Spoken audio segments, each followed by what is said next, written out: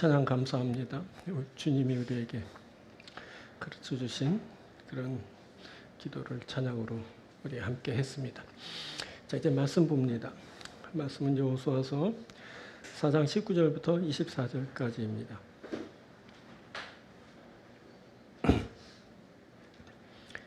여호수아서 4장 19절부터 24절까지 말씀. 첫째 달 10일에 백성이 요단에서 올라와 여리고 동쪽 경계 길갈에 진침해 여호수아가 요단에서 가져온 그 12돌을 길갈에 세우고 이스라엘 자손들에게 말하여 이르되 후일에 너희 자손들이 그들의 아버지에게 묻기를 이 돌들은 무슨 뜻이니까 하거든 너희는 너희 자손들에게 알게 하여 이르기를 이스라엘이 마른 땅을 밟고 이 요단을 건넜음이라. 너희 하나님 여호와께서 요단물을 너희 앞에서 마르게 하사 너희를 건너게 하신 것이 너희 하나님 여호와께서 우리 앞에 홍해를 말리시고 우리를 건너게 하신과 같았나니 이는 땅의 모든 백성에게 여호와의 손이 강하신 것을 알게 하며 너희가 너희 하나님 여호와를 항상 경외하게 하려 하심이라 하라. 아멘. 자, 오늘은 봉독해드린 여호수아서 4장 19절부터 24절을 본문으로 이것이 너희 중에 표징이 되리라 라는 제목으로 함께 말씀을 나누도록 하겠습니다. 같은 제목으로 나누는 세 번째 말씀입니다. 표징이 있었습니다. 이것이 너희 중에 표징이 되리라. 이 표징은 이스라엘 자손에게 영원히 기념이 될 것이라 했습니다. 이 돌들이 이스라엘 자손에게 영원히 기념이 되리라. 자, 이스라엘 자손에게 영원히 기념이 될 표징. 오늘은 이것에 대해서 살펴보겠습니다. 이 12돌이 자손들에게 어떻게 표징이 되고 또 어떤 표징이 되는지를 알아보는 겁니다. 오늘은 두 부분으로 말씀을 전합니다. 오늘 말씀을 전하고 드릴 때 하나님의 은혜가 저와 여러분과 함께하게 되기를 바랍니다. 자, 먼저 이 표징은 자손들을 위한 표징입니다. 이것은 다음 세대를 위한 표징을 말합니다. 자, 먼저 살필 것은 표징의 영향력입니다. 그때 요단을 건너는 여호수아는 길갈에 돌을 세우게 되는데 그 돌은 표징이 되어서 하나님이 행하신 기이한 일과 그 의미에 대해서 백성들에게 지속적으로 영향을 미치게 되었습니다. 이 지속적인 영향력은 세대를 달리하면서 그들의 자손들에게까지 지대하게 영향을 미치게 될 것인데 그것은 그들이 주는 궁금증이 그것을 이제 촉발하게 할 겁니다. 자손들은 그 12의 돌들을 궁금해하면서 물을 겁니다. 이 돌들은 무슨 뜻입니까? 자, 이 돌들은 강 한가운데 있던 것입니다. 그래서 육지의 돌들과는 확연히 구별되었습니다. 이 돌들은 흐르는 물살에 의해 오랜 세월 마모되어 둥그런 모양을 갖게 되었습니다. 그 모양은 육지에 있는 돌과는 다른 모습으로 눈에 확 띄게 되겠죠. 인류 여러 세대가 그랬듯이 당시 그 시대 사람들은 돌을 세워 그 무엇인가를 기념하곤 했습니다. 그때 주로 사용되는 돌은 무태에 드러난 돌들이었습니다. 사람들은 그 돌들을 세워놓고 그 무언가를 위한 상징으로 삼곤 했습니다. 그런데 그때 이스라엘이 강 한가운데에서 메오와 길갈에 세운 그 돌들은 무태에 인위적으로 세워놓은 돌들과는 확연히 다른 차이를 보이게 되었습니다. 그 차별화된 모양은 사람들의 궁금증을 유발하게 될 겁니다. 보는 이들마다 그 신기한 모양에 궁금증을 절로 갖게 되는 겁니다. 자, 이렇게 일반적인 그 어떤 것과 다른 것을 드러내 보이는 것은 보는 이들마다 궁금증을 갖게 합니다. 미래의 어느 날 이스라엘 자손들도 이 궁금증을 갖고 그들의 부모에게 묻게 될 겁니다. 이 돌들은 무슨 뜻입니까? 그때 자손들의 궁금증은 그 돌들이 갖는 의미에 대한 것입니다. 너희의 자손들이 그들의 아버지에게 묻기를 이 돌들은 무슨 뜻이니까 하거든. 자, 자손들이 물어온 것은 그 돌들은 무슨 뜻인지 그 돌들에 담긴 의미에 대한 것입니다. 자, 의미가 중요해지는 시점입니다. 자, 의미를 담지 못한 상징은 아무런 가치가 없습니다. 그냥 죽은 사물일 뿐입니다.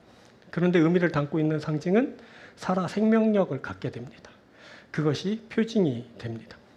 표징은 차별화된 의미를 담고 있는 것입니다. 그래서 표시, 즉 표징입니다. 의미를 담은 그것은 그것만이 말해줄 수 있는 표징이 됩니다. 그 안에는 그것만의 이야기가 담기게 됩니다. 그래서 표징은 이야기로 표현되며 설명됩니다. 그때 그 이야기는 살아있는 의미가 됩니다. 자, 당시 사람들에 의해 세워진 모든 돌들은 상징적인 의미를 담고 있었습니다. 길갈의 돌들도 의미를 담고 그것에 서 있게 되었습니다. 자, 그 의미는 길갈의 돌들에게만 있는 그것입니다. 사실 그 의미는 하나님으로부터 주어진 하나님에 의한 것입니다.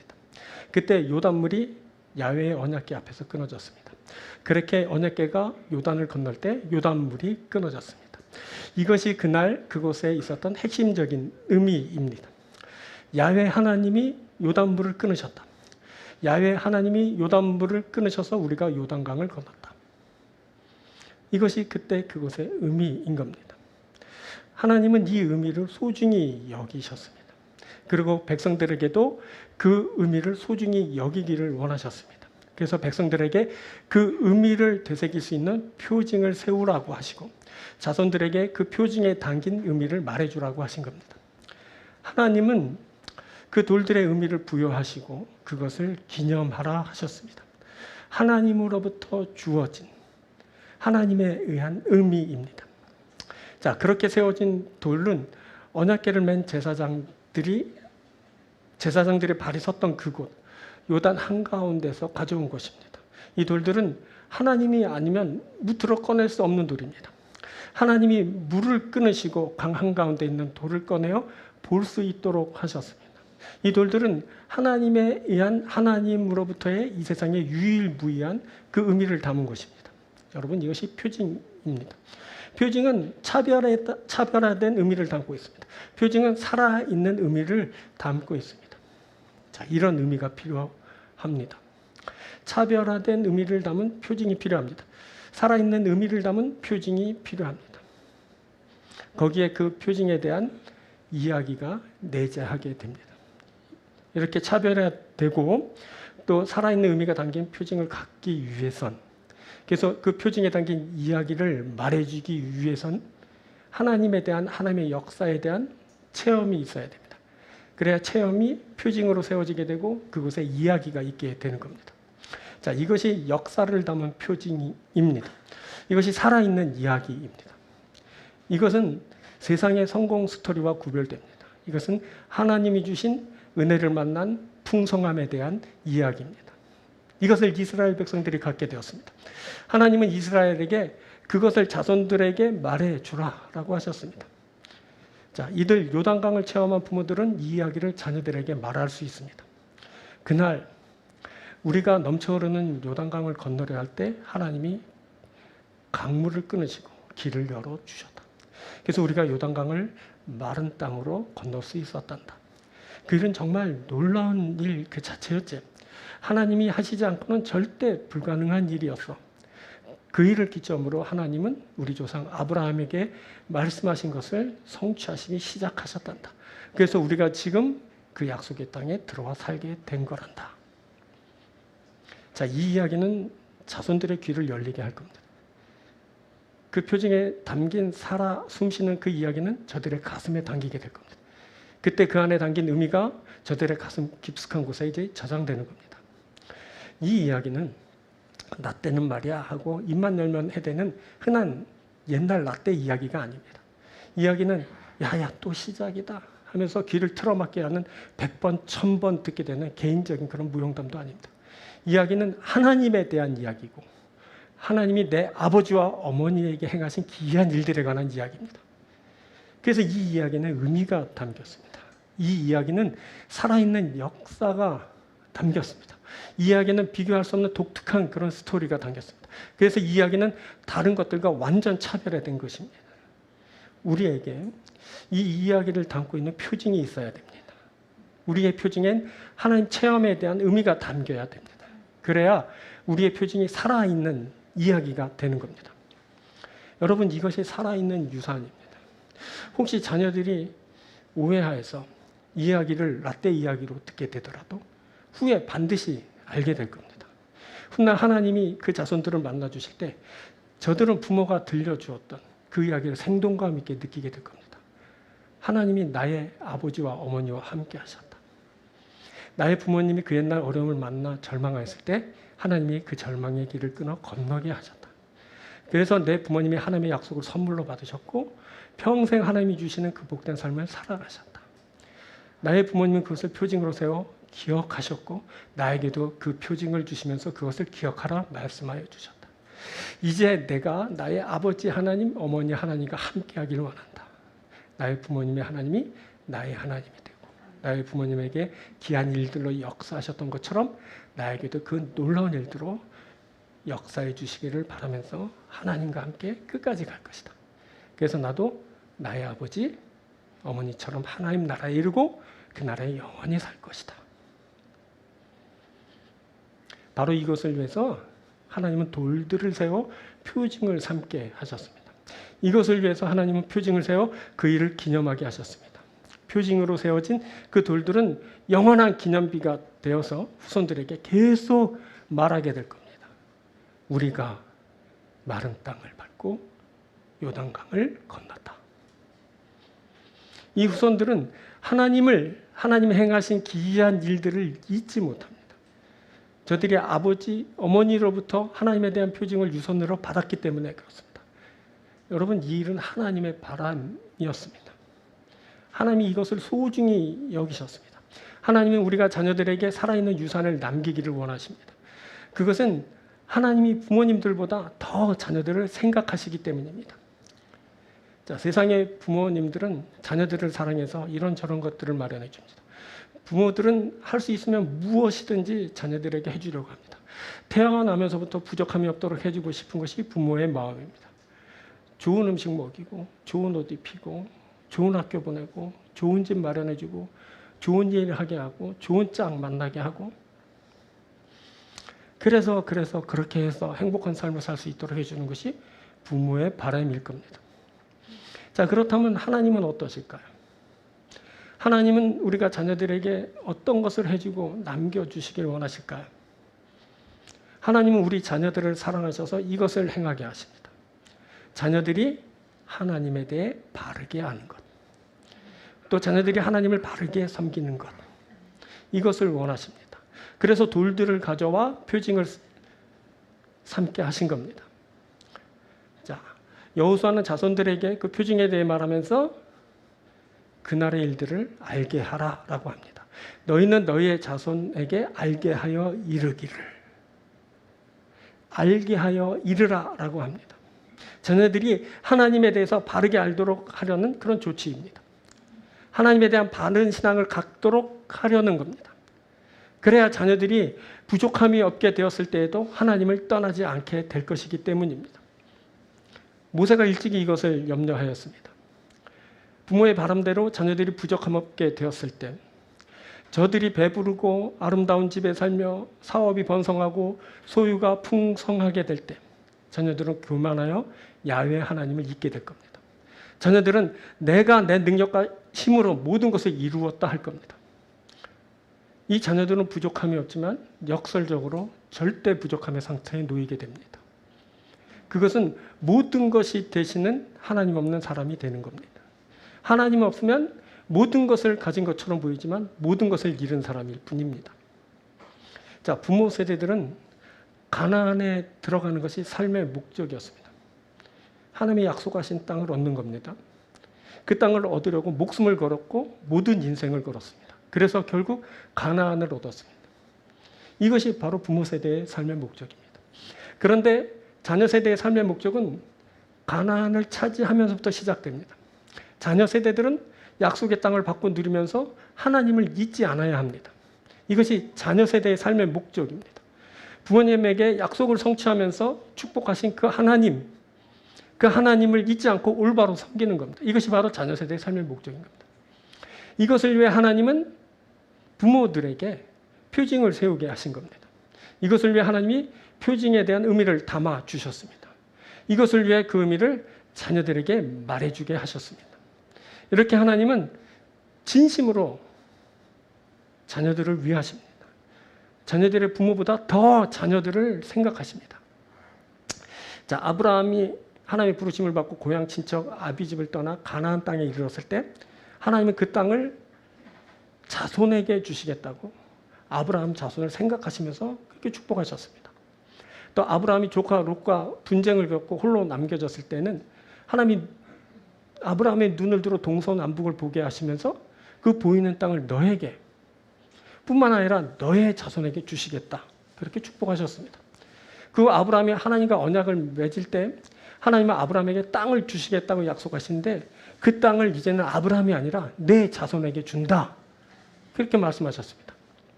자, 이 자손에 대한 축복은 아브라함 아들 이삭에게도 동일하게 말해졌습니다. 자, 창세기 26장 3절 보면 내 자손을 하늘의 별과 같이 번성하게 하며 이 모든 땅을 내 자손에게 주리니 내 자손으로 말미암아 천하 만민이 복을 받으라. 이 모든 땅을 내 자손에게 주리니. 그리고 손자 야곱에게도 동일하게 말씀하셨습니다. 자, 창세기 28장 13절.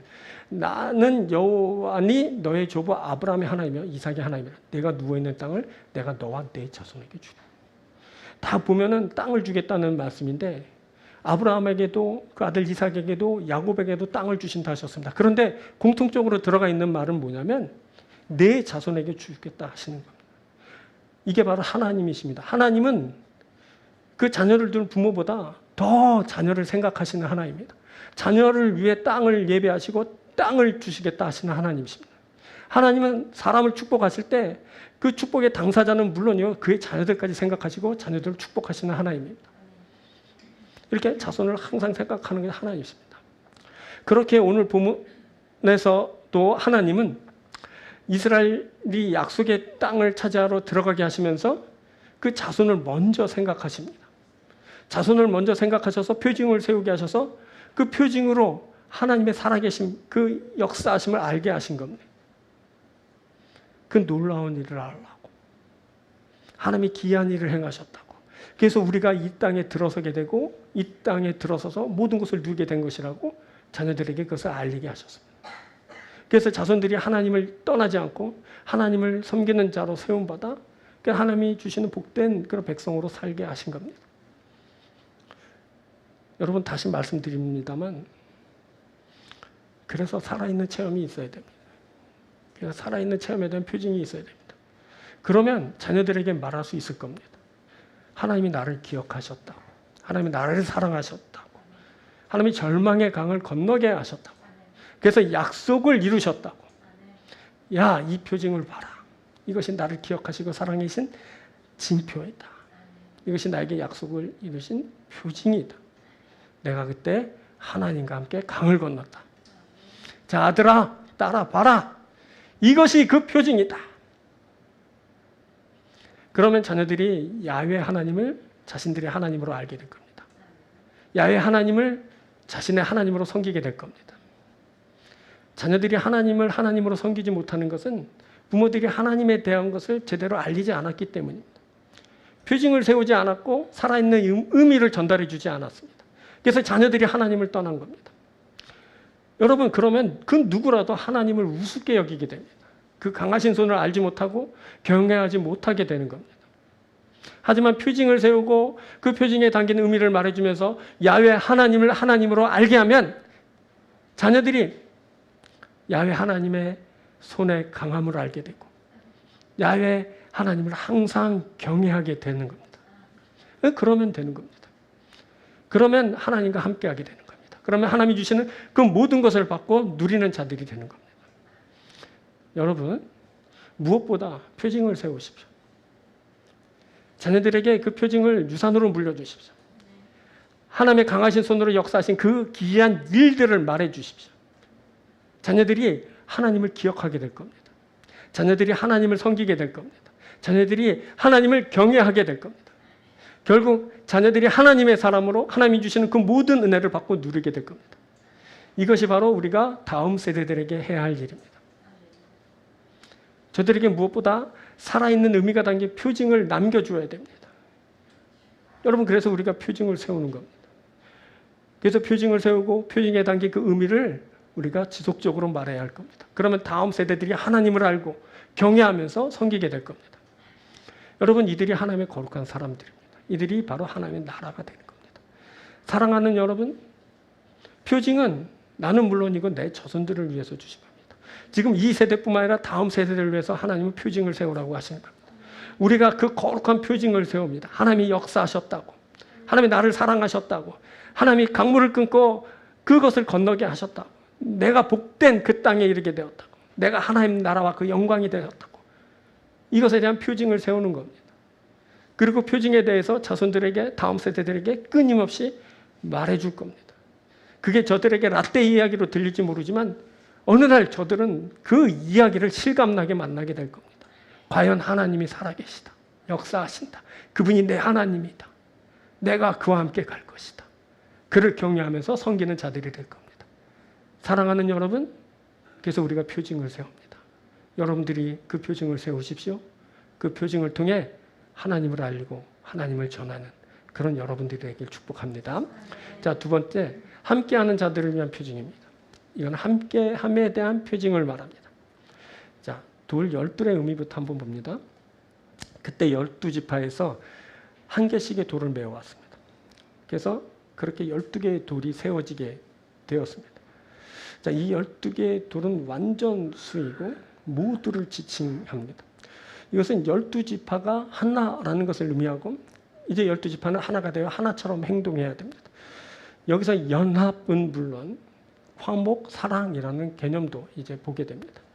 자, 이 12은 한 형제입니다. 이들은 개인을 넘어서 하나의 공동체로 존재해야 됩니다. 그때만 의미가 있습니다. 그때만 전쟁할 수 있고 그때만 이길 수 있습니다. 그때만 적과 꿀이 흐르는 그 약속의 땅을 차지할 수 있게 됩니다. 그것은 가나안을 차지하기 위한 전쟁이 개인적인 사심을 채우기 위한 것이 아니기 때문입니다.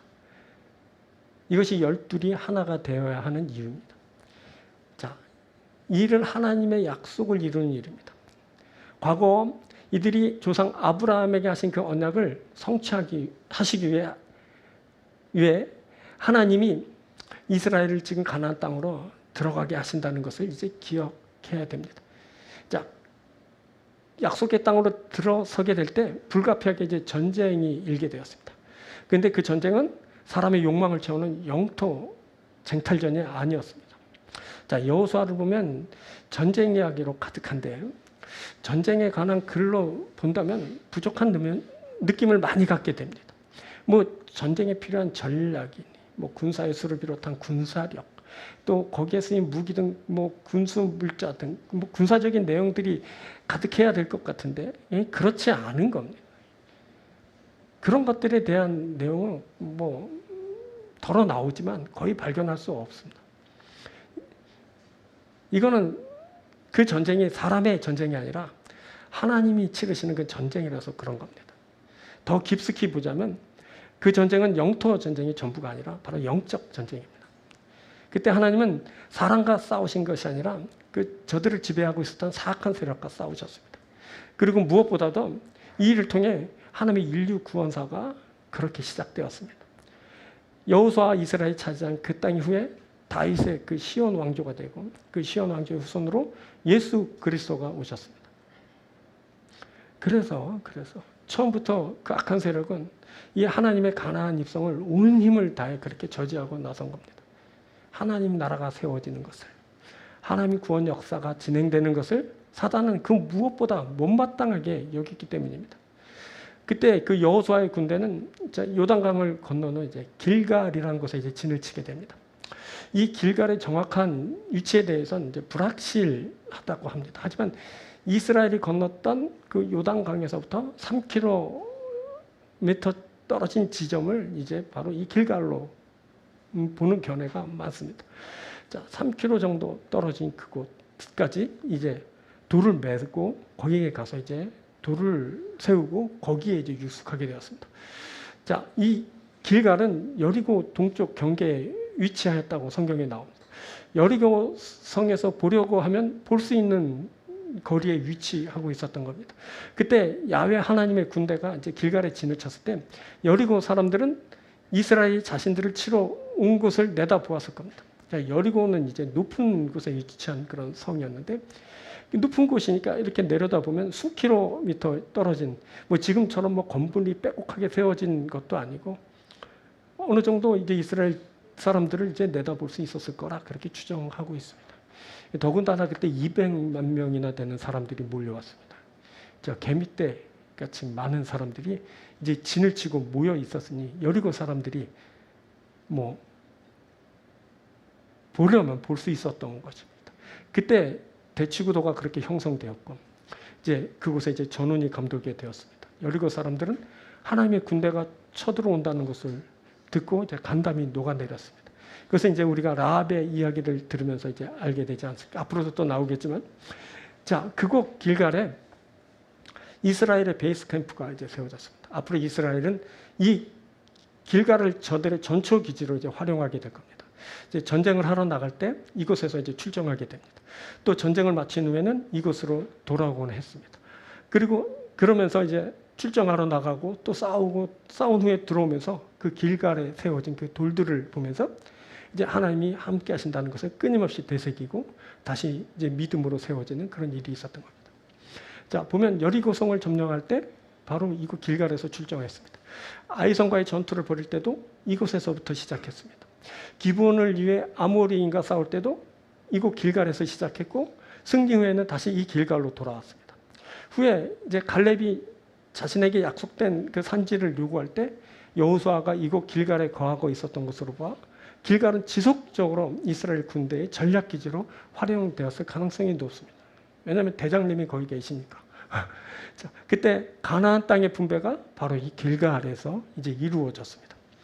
자, 이렇게 길갈은 이스라엘이 약속의 땅을 차지하는 그 전쟁을 벌일 때 아주 중요한 기지가 되었습니다. 뿐만 아니라 길갈은 땅의 모든 백성에게 야훼 하나님을 알리는 그 사역을 하게 됩니다. 24절 보면 이는 땅의 모든 백성에게 여호와의 손이 강하게 하신 것을 알게 하여, 땅의 모든 백성에게 야훼 하나님의 손에 강하신 것을 알게 하는 그 사역, 그 일을 봐서 바로 이 길갈에서 행하였던 겁니다. 또한 이스라엘 사람들에게는 야훼 하나님을 항상 경외하는 그 일을 하게 할 겁니다. 24절 중반절부터 너희가 너희 하나님 여호와를 항상 경외하게 하려 하십니다. 길갈에 돌을 세운 것은 하나님을 경외하기 위함인데 바로 그 돌들이 바로 길갈에 그렇게 세워져서 그렇게 보이게 된 것입니다. 이렇게 쭉 살펴본 대로 땅을 차지하는 일, 야훼 하나님을 알리는 일, 또 야훼 하나님을 경외하는 일, 이 일을 길갈에서 하게 되었습니다. 그때 여호수아는 요단에서 가져온 돌 12를 길갈에 세우고 자손들에게 이 12돌들은 이스라엘이 마른 땅을 밟고 요단을 건넌 것을 알게 하는 것이라고 했습니다. 이것은 하나님의 기이한 역사를 알게 하는 일이었습니다. 그리고 땅의 모든 백성에게 야훼 하나님의 손에 강하신 것을 알게 하려는 것이라고 했습니다. 이것은 이방에게 하나님을 알리는 일을 한 것입니다. 또 자신들에게는 야훼 하나님에 대한 경외감을 갖게 하려는 것이라고 했습니다. 이는 자신들이 하나님에 대한 신앙을 잃지 않으려는 그런 시도입니다. 자, 이 모든 일들은 교회의 사역과 닮아 있습니다. 하나님이 요단을 건너게 하신 것을 선포하고 하나님의 강하심을 선포하고 하나님을 경외하게 함으로 지속적으로 하나님을 신앙하게 하는 일입니다. 교회가 바로 이 일을 합니다. 그래서 교회도 표징이 필요합니다. 교회에 12돌과 같은 표징이 세워져야 됩니다. 그러면 하나님의 역사를 선포하고 그리고 하나님의 강한 손을 알리며 하나님을 경외하게 하여 섬기는 일을 이제 하게 될 겁니다. 보니 교회에는 예수님의 십자가가 표징으로 서 있습니다. 이스라엘이 요단강의 죽음과 같은 절망을 이겨내고 길갈에 12돌을 세웠듯이 예수님의 십자가를 세운 자들은 그 십자가를 통해 죽음의 권세를 이겨낸 사람들입니다. 이 예수님의 십자가를 통해 죽음의 권세를 이겨낸 사람들이 바로 교회입니다. 교회는 건물이 아니라 죽음의 권세를 이겨낸 사람들의 모임입니다. 교회는 에클레시아라는 말인데 모모에서부터라는 에크 그리고 부르다라는 뜻의 칼레오라는 단어가 합해진 말입니다. 그래서 에클레시아라는 뜻은 모모로부터 불러낸 자들이라는 뜻입니다. 이것이 바로 교회입니다. 교회는 건물이 아닙니다. 불러낸 사람들입니다. 회중이 바로 교회입니다. 여러분, 교회는 그럴듯한 건물이 아닙니다.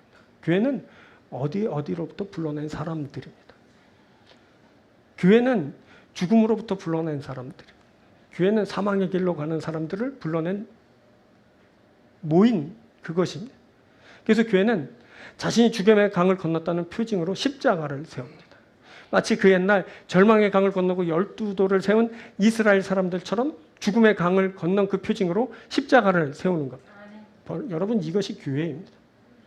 교회는 건물을 세우고 과시하는 곳이 아니라 십자가를 세우고 사단의 세력과 영적 전쟁을 하는 곳입니다. 마치 그 옛날 12도를 길갈에 세우고 악한 세력과 영적 전쟁을 치른 여호수아의 군대처럼 십자가를 부르심을 입은 사람들 가운데 세우고 사단과의 영적 전쟁을 치르는 것이 바로 교회인 겁니다. 그때 하나님은 12돌이 세워진 그 길갈을 통해 약속의 땅을 이스라엘에게 주는 사역을 진행하셨습니다. 이제 하나님은 십자가가 세워진 교회를 통해 약속의 하나님 나라를 성도들에게 주는 사역을 진행하고 계십니다. 그래서 교회는 십자가를 표징으로 세웁니다. 그 세워진 십자가에는 차별화된 의미가 담겨 있습니다. 그 세워진 십자가에는 살아있는 생명력이 담겨 있습니다. 그 세워진 십자가에는 우리를 구원하셨다는 이야기가 담겨 있습니다. 이렇게 교회는 표징을 갖습니다. 교회는 의미를 품습니다. 교회는 이야기가 있습니다. 교회에 십자가가 표징으로 세워집니다. 교회의 절망과 죽음의 강을 건넜다는 의미로 가득합니다. 교회에 하나님이 예수 그리스도에 구원하신다는 이야기가 있습니다. 교회는 또한 강 한가운데 세운 그 돌도 기억하고 있습니다. 그 옛날 여호수아가 요단강을 건너는 다시 돌아가 강 한가운데 돌 12를 세우고 하나님의 행하신 기이한 일을 표징으로 삼았습니다. 그때 여호수아는 부족한 자신을 민족과 백성의 지도자로 세워 그 큰일을 행하게 하신 것에 대해 감사하면서 돌을 세워 그렇게 기념하였습니다. 그때 여호수아와 백성들은 그 옛날 종살이하던 그 굴욕을 다 그 강 한복판에 파묻었습니다. 또한 광야에서의 모든 수치와 방황의 삶들을 그곳에 다 묻어버렸습니다. 교회에도 강 한가운데 세운 돌과 같은 표징이 있습니다. 부르심을 배워 교회가 된 그 사람들은 예수 그리스도의 보혈의 그 강 한가운데 하나님이 행하신 놀라운 구원의 역사에 대한 표징으로 십자가를 세웠습니다. 교회인 부르심을 입은 그 사람들은 구원의 강을 건너면서 그 전에 세상에서 당한 모든 수치와 굴욕을 다 예수 그리스도의 보혈의 강에 묻었습니다. 또한 죄 가운데 방황하던 모든 삶을 예수 그리스도의 보혈의 강에 다 묻었습니다. 그래서 교회인 우리는 완전히 새로운 존재입니다. 우리는 옛사람을 다 십자가에 못 박았어요. 우리는 옛것 그 수치와 그 굴욕과 그 절망과 그 슬픔과 그 안타까움을 예수 그리스도의 보혈의 강에 다 파묻었습니다. 이제 우리의 옛사람은 죽었습니다. 우리가 이제 새 사람으로 사는 겁니다. 이것이 바로 교회. 교회는 다시 말하지만 건물이 아니라 교회는 바로 저와 여러분들, 우리가 교회입니다. 절망 그 가운데서 하나님이 우리를 부르셨습니다. 교회입니다. 죽음으로 치닫는 우리를 불러 생명으로 이끌어 주셨습니다. 교회입니다. 멸망으로 치닫는 우리를 불러 구원에 이르게 하셨습니다. 교회입니다. 우리가 바로 그 교회인 겁니다. 우리는 그 교회로 존재합니다. 자, 그때 끊어진 그 강물이 다시 흐르게 됩니다. 언약궤를 맨 제사장들이 요단 가운데서 나올 때 요단물이 다시 전과 같이 흐르게 되었습니다. 자, 이것은 뭘 말하냐면 다시 돌아갈 수 없음, 그것을 말하는 겁니다. 돌아갈 수 없어 이제 남은 건 뭘까요? 약속의 땅으로 전진하는 겁니다. 이스라엘은 돌이킬 수 없는 길을 가게 되었습니다. 이스라엘은 하나님과 함께 약속의 땅을 차지하게 됩니다. 우리도 돌이킬 수 없는 길을 갑니다.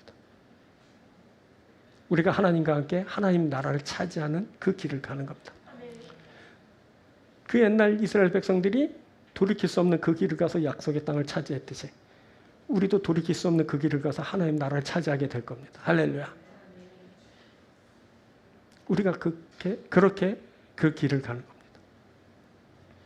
그때 하나됨이 있었습니다. 이스라엘은 약속의 땅을 차지할 때 12지파가 하나 돼서 그렇게 함께 했습니다.